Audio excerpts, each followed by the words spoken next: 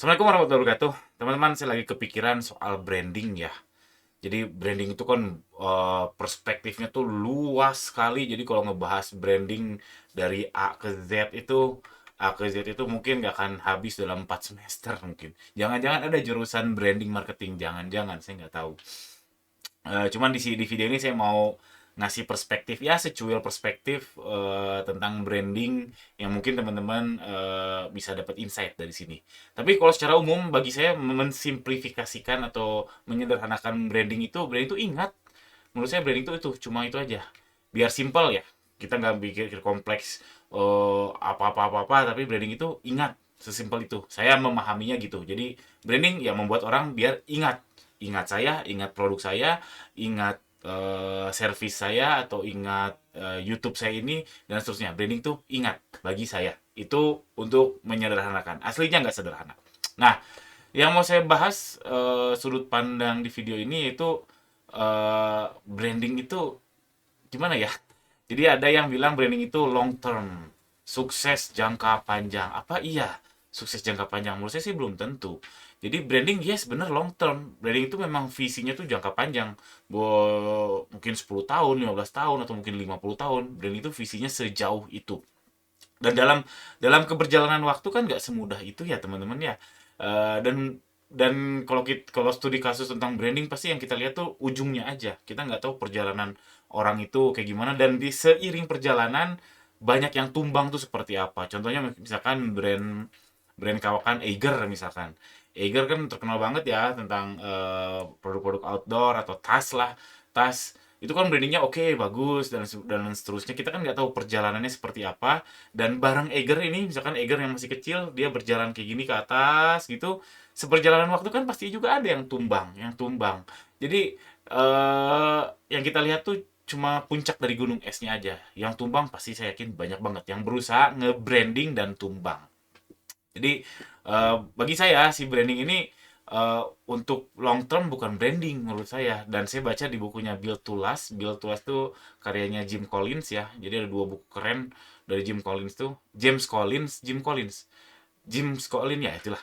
Teman-teman cari aja Build to Last sama Good to Great.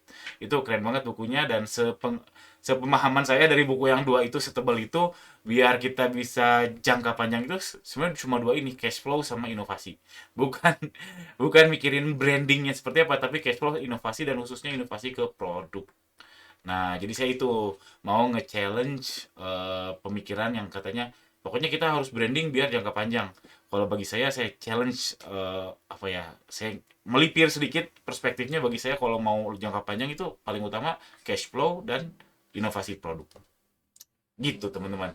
Itu bagi saya. Terus dan juga buat teman-teman yang merasa mendapat penawaran, udah main branding aja, jangan di marketplace, jangan di Shopee, atau produknya jangan ganti-ganti, fokus ke branding aja. Ya itu boleh-boleh aja sih sebetulnya. Cuman kalau definisi brandingnya adalah, menurut saya yang mohon maaf agak dangkal, yaitu brandingnya adalah KOL yang tepat, brand ambassador yang tepat. KOL tuh key opinion leader, ya influencer, intinya tuh influencer. BA itu brand ambassador, terus visualnya. Nah ini menurut saya ini betul juga branding, cuman menurut saya ini yang nggak nancep ke fundamentalnya si bisnis.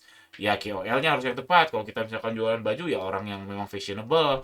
Kalau kita jualannya skincare gitu, memang harus yang cantik, yang ganteng dong. Nah itu definisi branding yang menurut saya nggak nancep ke fundamentalnya bisnis. Dan kalau teman-teman mau mulainya dari arah situ, itu saya yakin mahal banget. Mahal karena ya KOL, brand ambassador itu mahal, terus mungkin visual yang luar biasa, editing videonya dan sebagainya, editing asetnya yang luar biasa keren, itu pasti mahal. Dan sama-sama berpeluang gagal sama orang yang nggak main branding. Peluang gagalnya sama, tapi Anda memilih jalur yang lebih ekspensif, jalur yang lebih mahal, dan memang kalau berhasil, suksesnya bisa jangka panjang kalau berhasil. Tapi balik lagi, menurut saya berhasil itu bukan karena brandingnya, tapi kalau brandingnya berhasil, atau kalau cash flow-nya positif, bisa terjaga positif terus, bagus gitu, cash flow-nya bagus, terus inovasi produknya bagus terus, tanpa dibrandingkan pun bisa sukses jangka panjang juga. Jadi gitu. Nah, jadi saya intinya men-challenge, menawarkan sudut pandang lain buat teman-teman yang menganggap branding itu adalah dari visual saja, enggak. Bagi saya branding itu justru ke produk. Nah, contohnya big brands ya, saya sudah baca buku, ini kita bilang, brand yang studi kasus di mana-mana lah, yaitu Apple sama Nike. Kalau kita bicara branding tuh Apple sama Nike aja biasanya di top of mind kita tuh. Saya udah baca bukunya yang Nike wajib baca juga, namanya Shoe Dog ya. Shoe Dog itu perjalanan si si Nike itu dari ngutang sana sini sampai Nike segede sampai endorse Jordan kalau nggak salah terakhir tuh di terakhirnya. Terus Apple juga saya udah baca beberapa bukunya. Mereka tuh fokusnya ke produk, nggak ada mikirin oh kita KOL-nya siapa ya, oh kita logonya kayak gimana ya, enggak, ada dibahas tapi cuma secuil, tapi lebih utama adalah produk produk produk. Jadi kalau fase life cycle mereka itu awalnya kan pasti merintih dulu ya, merintih R&D produknya, terus mulai ada traction dan seterusnya sampai mulai besar, itu tetap fokusnya adalah ke produk, produk yang inovatif, produk yang memang solving problem. Jadi produk produk produk baru kalau udah gede banget kayak Apple kan sekarang-karang, bahkan ada yang nyinyirnya gini, Apple 13 sama Apple 14 sama-sama aja, tapi orang udah brandingnya udah dapet. Tapi intinya tetap awal-awal ketika ngebangun adalah produk produk produk, inovasi di produknya.